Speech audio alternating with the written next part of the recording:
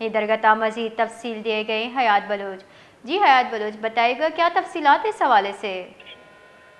دیکھیں، جو Korangi crack gas کے ذخائر میں لگی جو آگ کا معاملہ ہے، پاکستان اٹامک انرجی کمیشن کی ٹیم نے آگ کے مقام کا دورہ کیا ہے۔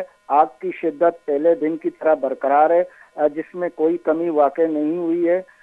آگ کو روکنے کے حوالے سے اقدامات کے لیے جائزہ لیا، تاحال رپورٹ جاری نہیں کی، جبکہ ایس ڈی ایس لیب کی ٹیم نمونے حاصل کرنے کے لیے آج آگ کے مقام کا دورہ کرے گی۔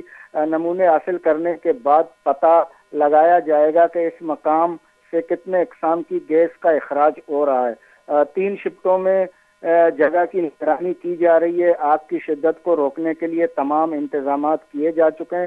فائر ٹینڈرز کی ٹیمیں موجود ہیں جو مختلف شفٹوں میں کام کر رہی ہیں، جبکہ سی آئی او کورنگی کنٹونمنٹ فیصل منیر وٹو کا کہنا ہے کہ شہریوں کو آگ لگی مقام کے قریب جانے کی اجازت نہیں دی گئی ہے۔ جی بہت بہت شکریہ۔